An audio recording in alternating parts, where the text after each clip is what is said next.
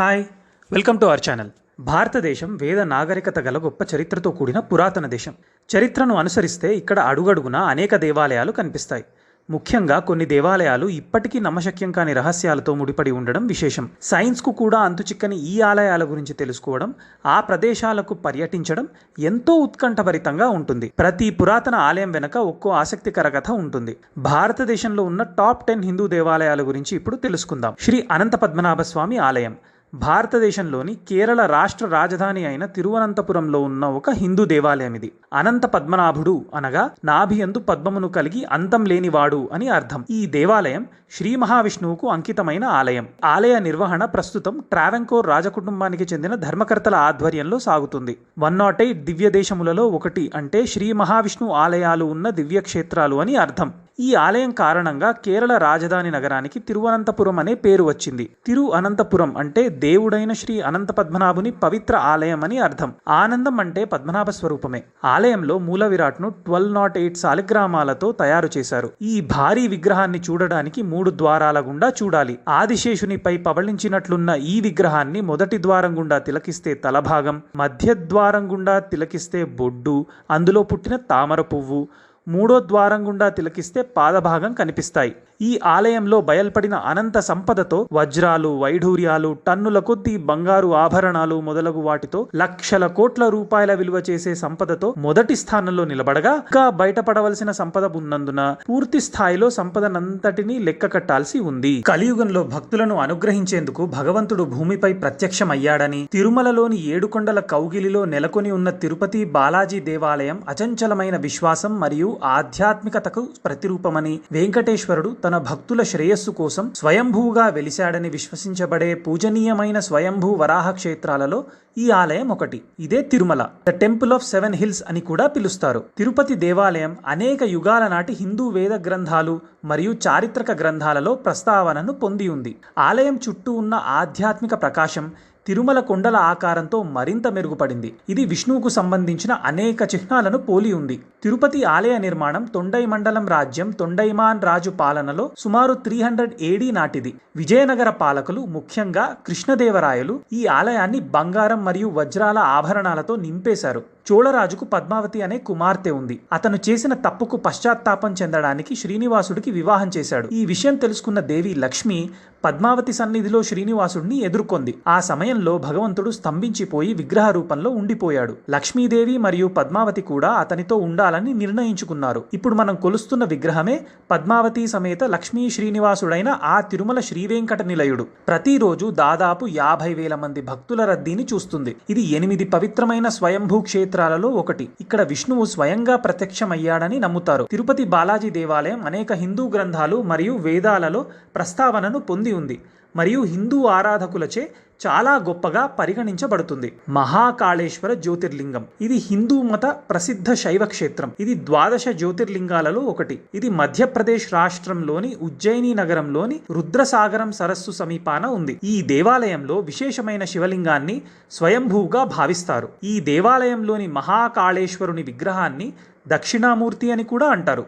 ఈ విగ్రహం ముఖం దక్షిణం వైపు ఉంటుంది. ఉజ్జయినిలోని శివలింగాలు 3 అంతస్తులుగా ఉంటాయి. అన్నిటికన్నా కింద ఉండేది మహాకాళలింగం, మధ్యలో ఉండేది ఓంకారలింగం, ఆ పైన ఉండేది నాగేంద్ర స్వరూపమైన లింగం. ఉజ్జయినిలో ఒక చిత్రం ఉంది. సంవత్సరానికి ఒకసారి వర్షాకాలానికి ముందర పర్జన్యానుష్ఠానం అని ఒక అనుష్ఠానం చేస్తారు. ఇది పూర్తి అవగానే ఆకాశంలో నల్లటి మబ్బులు పట్టి వర్షం కురుస్తుంది. ఇప్పటికీ ఉజ్జయినిలో ఈ తంతు కొనసాగుతోంది. మహాకాళేశ్వరుడి దగ్గరకు వెళ్లి దర్శనం చేసుకున్నవాడు ఎటువంటి విజయాన్నైనా పొందుతాడు. క్షేత్రాన మరణించిన వారికి పునర్జన్మ ఉండదని ప్రతీతి. కైలాసనాథరాలయం కాంచీపురం కైలాసనాథ దేవాలయం అని కూడా పిలుస్తారు. ఇది భారతదేశంలోని తమిళనాడులోని కాంచీపురంలోని పల్లవుల కాలం నాటి చారిత్రాత్మక హిందూ దేవాలయం. శివుడికి అంకితం చేయబడింది. ఇది కాంచీపురంలోని మిగిలి ఉన్న పురాతన స్మారక కట్టడాలలో ఒకటి. హిందూ మతంలోని 7 పవిత్ర నగరాలలో ఒక్కటిగా పరిగణించబడే రాజధాని నగరంగా కాంచీపురంతో తమ రాజ్యాన్ని స్థాపించిన పల్లవ రాజవంశం ఆలయ నిర్మాణం చేసింది. ఒక చతురస్రాకార ప్రణాళిక ఆలయం. ప్రధాన గర్భగుడి చుట్టూ 9 మందిరాలు ఉన్నాయి. బయట 7 మరియు లోపల 2 గర్భాలయ ద్వారం చుట్టూ ఉన్నాయి. అన్ని శివుడి రూపాలతో ఉన్నాయి. మహాశివరాత్రి ఆలయంలో జరిగే అతి పెద్ద పండుగ. సాయంత్రం వేళల్లో ప్రధాన దేవతకు ప్రార్థనలు చేయడానికి వేలాది మంది భక్తులు ఆలయానికి తరలి వస్తారు. విరూపాక్ష దేవాలయం హంపీలోని పురాతన మరియు ప్రధాన ఆలయం. ఆలయం తుంగభద్ర నదికి దక్షిణ ఒడ్డున ఉంది. కర్ణాటకలోని కోలార్ జిల్లాలో ఉన్న ముల్బాగల్లోని విరూపాక్ష ఆలయం ఇది. శివుని రూపమైన విరూపాక్ష భగవానుడి యొక్క హిందూ పుణ్యక్షేత్రం. ఈ ఆలయంలో అద్భుతమైన ఉత్సాహభరితమైన వేడుకలు జరుగుతాయి. విరూపాక్ష ఆలయం ఆత్మలింగాన్ని స్థాపించిన అతి తక్కువ దేవాలయాల్లో ఒకటి. అంతేకాకుండా తన రంగును మార్చుకోవడం ఇక్కడి లింగ విశిష్టత. ఈ ఆలయానికి విజయనగర సామ్రాజ్యం నాటి చరిత్ర ఉంది. 14వ శతాబ్దంలో విజయనగర సామ్రాజ్యం పాలనలో నిర్మించబడిందని నమ్ముతారు. ఆలయ నిర్మాణం అలనాటి శిల్పకళని చూపుతుంది. ఈ శివలింగాన్ని అత్రి మహర్షి ప్రతిష్ఠించాడని స్థల పురాణం చెబుతోంది. ఈ ఆలయం 3 ద్వారాలతో నిర్మించబడింది. ప్రధాన ఆలయంలో చతురస్రాకార గర్భగృహం లోపల ఆత్మలింగ రూపంలో ఉన్న తేజోలింగం తెల్లవారుజామున తేనె రంగులోకి మరియు సాయంత్రం నాటికి తెలుపు మరియు ఇతర రంగుల మిశ్రమానికి మారుతుందని చెబుతారు. ఆలయానికి ఆగ్నేయ భాగంలో పెద్ద కళ్యాణ మంటపం ఉంటుంది. సంక్రాంతి తరువాత రథసప్తమి రోజున విరూపాక్ష దేవాలయంలో రథోత్సవం నిర్వహిస్తారు. ఈ ఆలయం పండుగల సమయాల్లో ఊరేగింపులు మరియు సాంస్కృతిక ప్రదర్శనలతో సజీవంగా ఉంటుంది. మహాశివరాత్రి పరమశివుని విశ్వనృత్యాన్ని స్మరిస్తూ ఉత్సాహంతో జరుపుకుంటారు. రథోత్సవ సమయంలో భక్తులు పెద్ద సంఖ్యలో తరలి వస్తారు మరియు విరూపాక్ష భగవానుడి ఆశీస్సులు పొందేందుకు ఇది శుభ సమయంగా భావిస్తారు. ఈ పండుగ ప్రత్యేక ప్రార్థనలు, అభిషేకాలు మరియు విరూపాక్ష భగవానుడికి తీవ్రమైన భక్తితో కూడిన సమర్పణలు జరుగుతాయి. గుజరాత్లోని సౌరాష్ట్ర ప్రాంతంలోని వెరావల్లోని ప్రభాస్ పటాన్లో సముద్ర తీరం వెంబడి ఉన్న అద్భుతమైన ఆలయం సోమనాథ్ ఆలయం. శివుని 12 పవిత్ర జ్యోతిర్లింగాలలో ఒకటి ఇక్కడ సోమనాథ్లో ఉంది. శివపురాణంలోని 13వ అధ్యాయంలో సోమనాథ్ ఆలయం గురించి కూడా ప్రస్తావించబడింది. అంతేకాకుండా సోమనాథ్ క్షేత్రం త్రివేణి సంగమం కూడా. కపిల, హిరాన్ మరియు సరస్వతి అనే 3 నదుల సంగమం ఇక్కడ.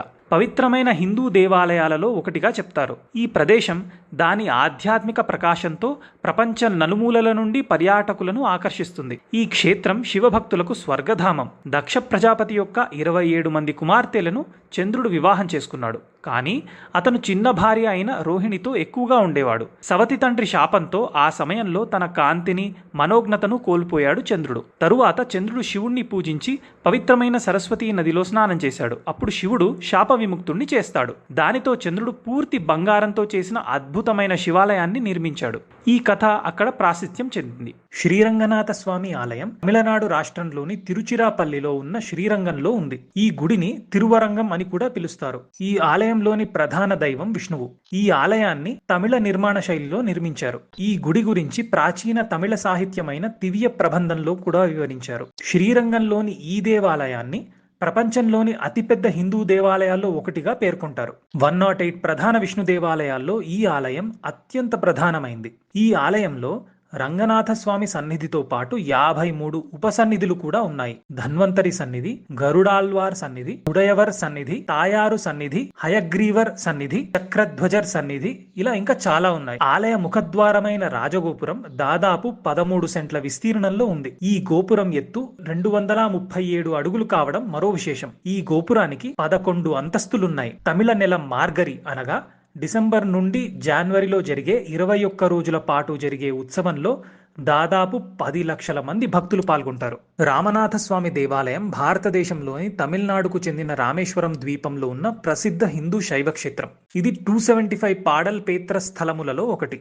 దీనిని ప్రసిద్ధ భక్తులైన నాయనార్లు, అప్పార్లు, సుందరార్లు, తిరుజ్ఞాన సంబంధార్లు తమ కీర్తనలతో దేవాలయ మహిమలను కీర్తించారు. ఈ దేవాలయం 12 జ్యోతిర్లింగాలలో ఒకటి. జ్యోతిర్లింగం అనగా దీపస్తంభం అని అర్థం. ఇతిహాసాల ప్రకారం రాముడు విష్ణువు 7వ అవతారం. రామేశ్వరంలో శ్రీరాముడు రామసేతువును నిర్మించి రావణ రాజ్యమైన లంకకు చేరాడు. రావణాసురుడిని హతమార్చిన తరువాత తనకి అంటిన బ్రహ్మహత్యా పాతకం నిర్మూలించుకోవాలని రామేశ్వరంలో లింగ ప్రతిష్ఠ చేయడం కోసం పెద్ద లింగాన్ని ప్రతిష్ఠించాలని హనుమంతుని హిమాలయాల నుండి ఒక లింగం తెమ్మనగా ఆయన తెచ్చేలోపు కాలాతీతమైనందున సీతాదేవి చిన్న లింగాన్ని తయారు చేసి తెస్తుంది. ఈ లింగమే గోపురంలో కొలువబడుతున్నదని నమ్మకం. ఈ లింగాన్ని రామనాథేశ్వరర్ స్వామిగా ప్రతిష్ఠించాడు రాముడు. రామేశ్వరం శైవులకు, వైష్ణవులకు అత్యంత పవిత్ర స్థలం. దేవాలయ గర్భగుడిలో 2 లింగాలు ఉంటాయి. వాటిలో ఒకటి సీతమ్మవారు తయారు చేసిన సైకతలింగం,